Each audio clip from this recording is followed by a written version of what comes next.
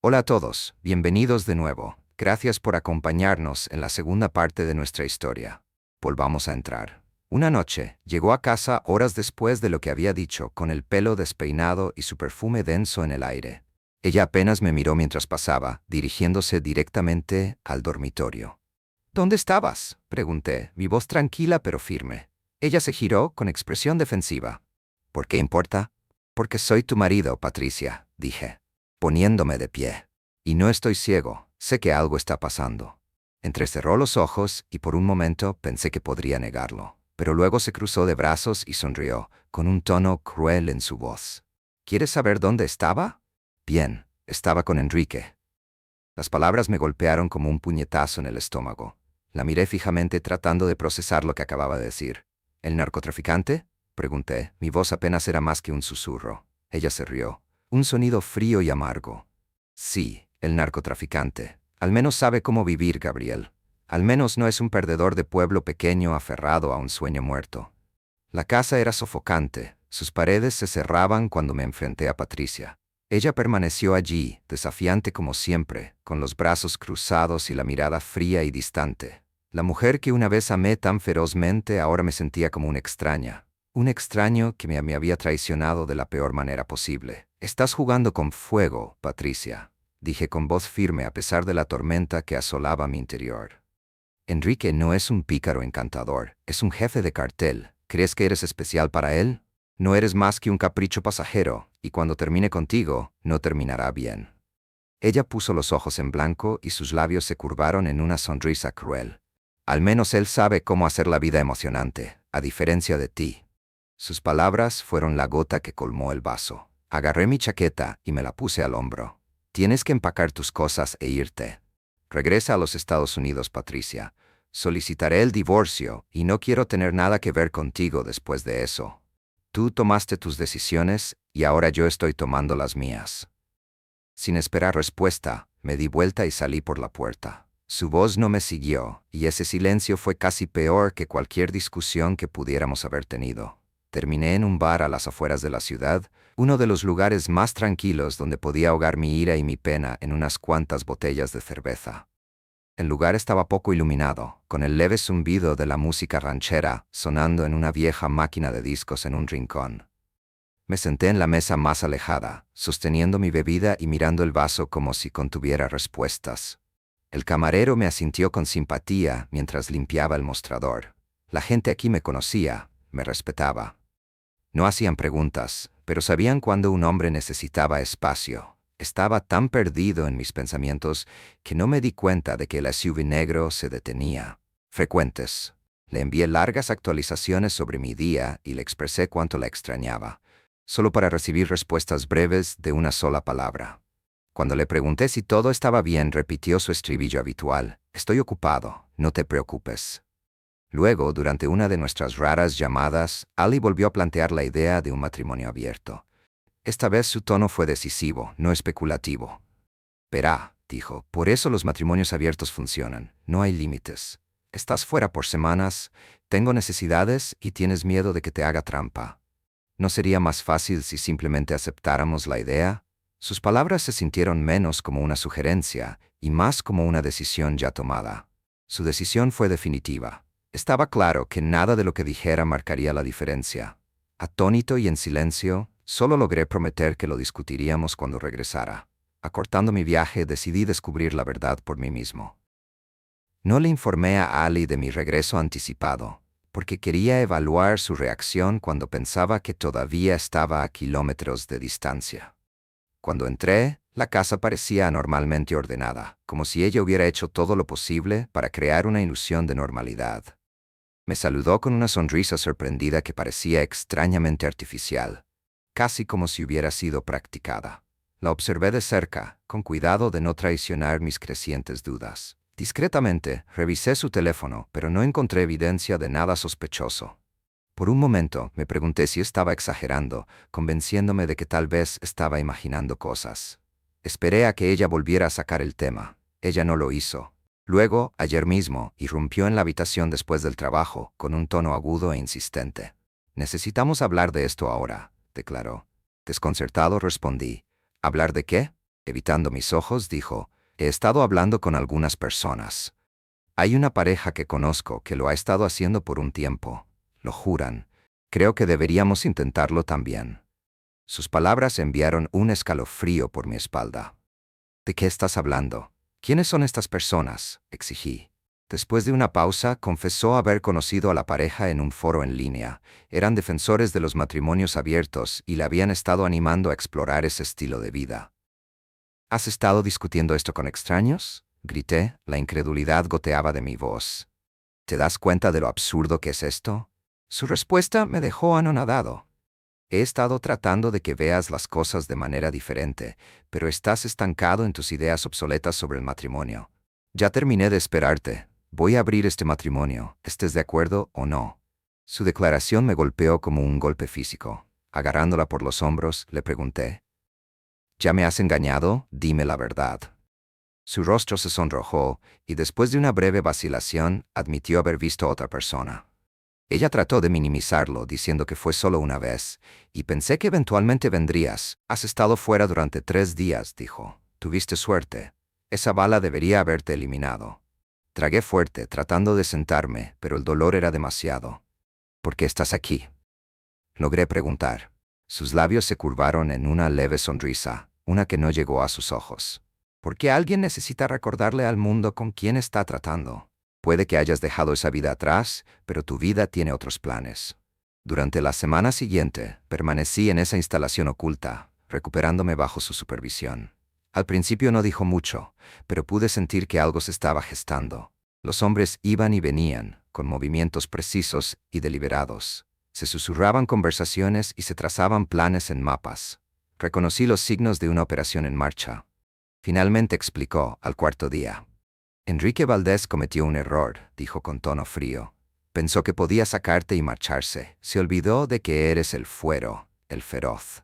Ese nombre todavía tiene peso, Gabriel, suficiente para asustar incluso a los hombres más poderosos. Sacudí la cabeza, el apodo se sentía como una reliquia de otra vida. Ya no soy ese hombre, lo dejé todo atrás. Se acercó más y bajó la voz. Podrías pensar que lo hiciste, pero el mundo no lo olvida y yo tampoco. No se trata solo de ti, se trata de enviar un mensaje. Enrique comenzó esta guerra, ahora vamos a terminarla.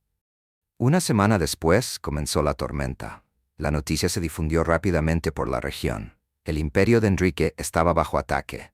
Se allanaron casas seguras, se interceptaron cargamentos de droga y sus hombres fueron eliminados uno por uno.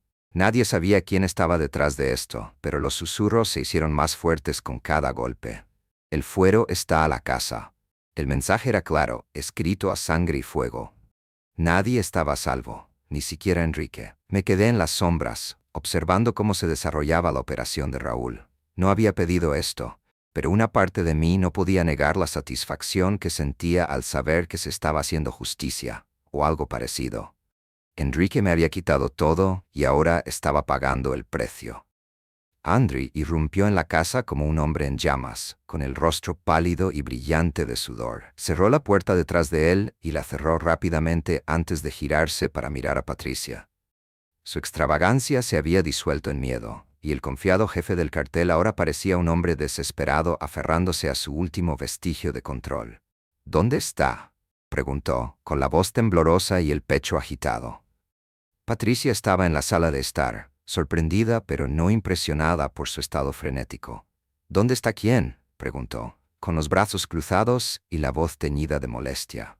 Tu marido, espetó Enrique, elevando el tono de su voz. Gabriel, ¿quién diablos es, Patricia? ¿En qué me has metido? Patricia puso los ojos en blanco y soltó una risa burlona. Gabriel, ¿hablas en serio? No es Enrique. Solo un pequeño mecánico tímido que inventó una historia sobre tono firme pero no cruel. La cena está por comenzar. Patricia, muerta de miedo, obedeció sin decir palabra, enderezando su postura como si su vida dependiera de ello. Miró a su alrededor, su mente acelerada. ¿Dónde estaba Enrique? ¿Qué era este lugar? Y luego se le cortó la respiración cuando la puerta se abrió con un chirrido. Gabriel entró. Pero este no era el hombre tranquilo y modesto del que una vez se había burlado y traicionado. Estaba vestido con un elegante uniforme de comando negro, su presencia imponente, sus movimientos precisos y deliberados. Caminó hasta la cabecera de la mesa y se sentó frente a ella, con una mirada penetrante e inquebrantable.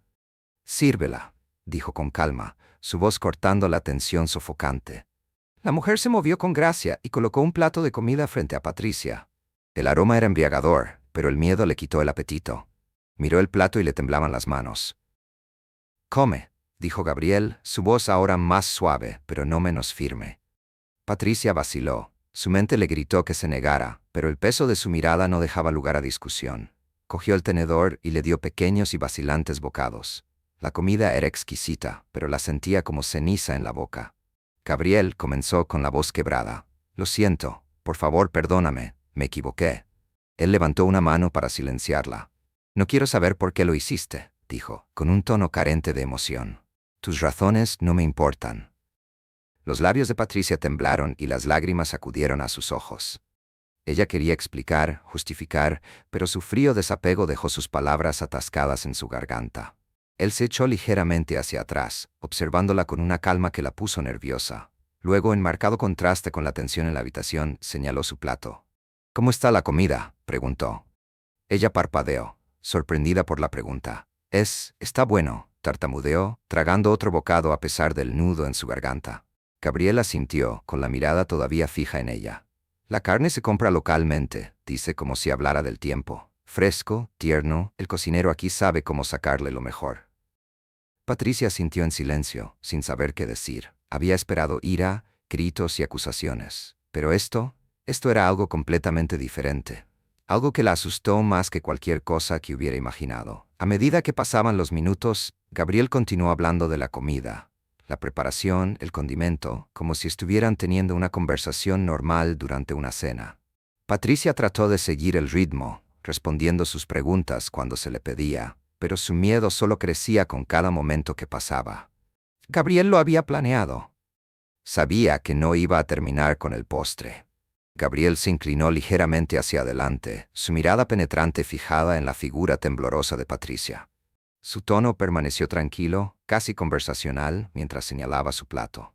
«Sabes, Patricia», comenzó, «México es un país donde nada se desperdicia. Somos ingeniosos, especialmente cuando se trata de alimentos. Es una lección transmitida de generación en generación, respetar lo que tenemos, usar cada parte de lo que nos ha dado». Patricia se quedó helada, con el tenedor a medio camino de los labios y el estómago retorcido por la inquietud. Sus ojos se posaron en el plato y luego volvieron a Gabriel, buscando en su rostro respuestas que no estaba segura de querer. «El cocinero», continuó con voz firme, «se esforzó mucho en esta comida. Se aseguró de que todo estuviera perfectamente preparado y que cada pieza estuviera cocinada en su punto». Inclinó ligeramente la cabeza y una leve sonrisa se dibujó en las comisuras de sus labios. El tenedor de Patricia golpeó el plato mientras sus manos empezaban a temblar incontrolablemente. «¿Qué estás diciendo?», susurró, su voz apenas audible. Gabriel se reclinó en su silla. Su expresión era tan fría e inflexible como el acero. «Te digo, Patricia, que Enrique te ha sido atendido con el máximo mimo», dijo con voz llana. «Él no necesitará lo que queda de él a donde va, pero tú, pensé que podrías apreciar una última comida juntos». La respiración de Patricia se hizo entrecortada mientras la habitación giraba a su alrededor. Apartó el plato y la bilis le subió a la garganta, pero la voz de Gabriel atravesó su pánico como un cuchillo. «Con suerte», dijo, su voz ahora casi amable, «te mantendrá lleno para tu próximo viaje donde quiera que te lleve». Las lágrimas corrían por su rostro mientras sollozaba incontrolablemente. Todo su cuerpo temblaba. Gabriel se puso de pie, ajustándose el uniforme con precisión. «Te lo advertí, Patricia», dijo con voz carente de emoción. «Jugaste con fuego y ahora te estás quemando». Sin decir una palabra más, se dio vuelta y salió de la habitación, dejándola sola con el plato frente a ella y la grotesca realidad de sus elecciones mirándola fijamente. Los pasos de Gabriel resonaron por el pasillo mientras salía, dejando a Patricia temblando en la mesa. Pero antes de que pudiera procesar por completo el miedo abrumador que se había apoderado de ella, otra presencia llenó la puerta. Un hombre entró, alto y delgado, con los ojos muy abiertos con una energía maníaca. Él sonrió con una sonrisa escalofriante, casi trastornada, mientras se acercaba lentamente a ella, cada uno de sus movimientos deliberados, como si saboreara el momento. Bueno, dijo en un tono mezclado con diversión. ¿Cómo estuvo la comida? Patricia, todavía congelada por el miedo, lo miró. El corazón le martillaba en el pecho, y por primera vez no pudo encontrar la voz. La sonrisa en su rostro parecía ampliarse increíblemente. Sus dientes brillaban como los de un depredador. Lo cociné yo mismo, continuó, con la voz llena de satisfacción. Pensé que apreciarías el cuidado que se le puso. Patricia retrocedió mientras su estómago se revolvía. Sintió que la bilis subía a su garganta, pero antes de que pudiera hablar, el hombre se inclinó más cerca, su sonrisa nunca flaqueó. Oh, por cierto, dijo con un movimiento casual de su muñeca, mi nombre es Santiago Mesa López. Probablemente hayas oído hablar de mí. ¿Mi primo Gabriel? Ahora es el jefe de la división de asalto de mi cartel. Es muy eficiente. La mente de Patricia se aceleró, tratando de reconstruir la horrible realidad de lo que estaba sucediendo. Gabriel, su marido, el hombre al que había traicionado, no era el hombre que ella pensaba. No tenía idea de quién era él realmente, y ahora su primo Santiago estaba parado frente a ella, burlándose de ella con el conocimiento de cuán profundamente enredada se había vuelto con personas mucho más oscuras de lo que jamás hubiera imaginado. La mirada de Santiago nunca vaciló mientras estudiaba su reacción. Su sonrisa era como una hoja de afeitar, aguda, consciente y absolutamente impenitente. Para él estaba claro que Patricia, en su desesperación e ingenuidad, nunca había comprendido las profundidades del mundo al que había sido arrastrada. No simplemente engañaste a Gabriel, reflexionó Santiago, su tono ahora casi conversacional. Cruzaste a un mundo donde no hay segundas oportunidades ni salidas fáciles. Dio un paso atrás, sus ojos brillaban con oscura diversión. Y tú, querida, nunca tendrás otra oportunidad. A Patricia se le hizo un nudo en la garganta y, por primera vez, comprendió la fría y despiadada verdad de lo que le habían hecho.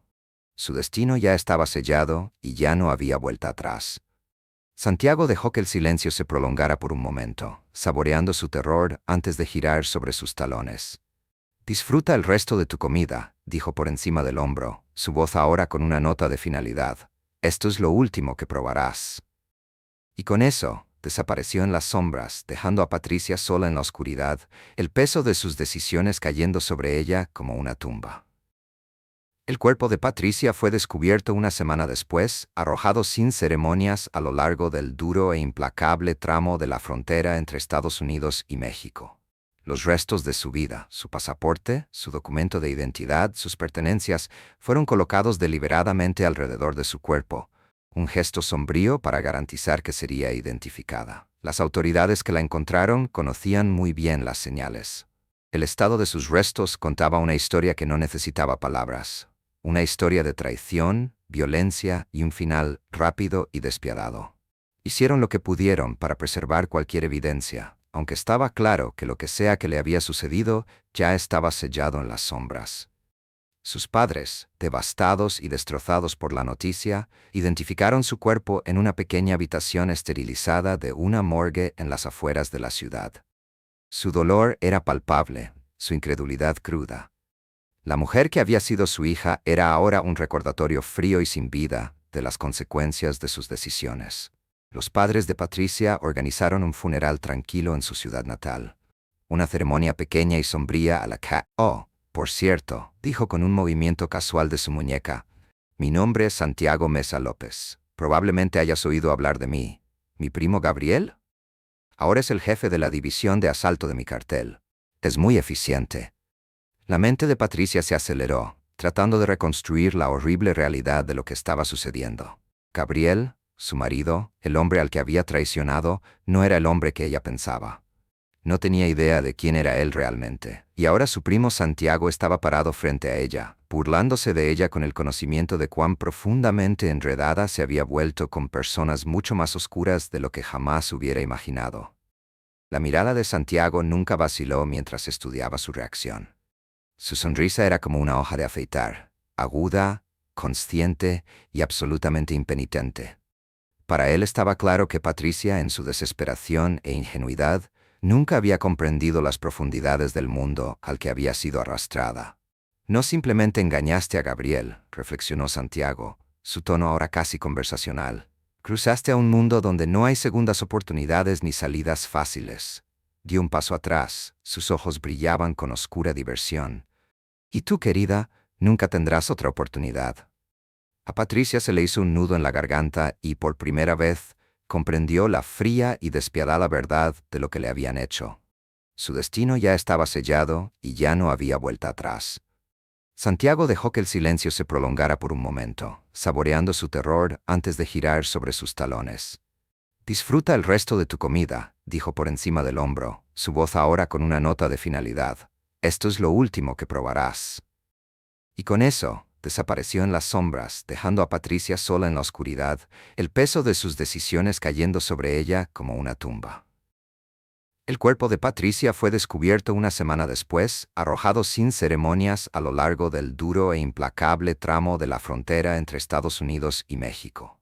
Los restos de su vida, su pasaporte, su documento de identidad, sus pertenencias, fueron colocados deliberadamente alrededor de su cuerpo, un gesto sombrío para garantizar que sería identificada. Las autoridades que la encontraron conocían muy bien las señales. El estado de sus restos contaba una historia que no necesitaba palabras. Una historia de traición, violencia y un final rápido y despiadado. Hicieron lo que pudieron para preservar cualquier evidencia, aunque estaba claro que lo que sea que le había sucedido ya estaba sellado en las sombras.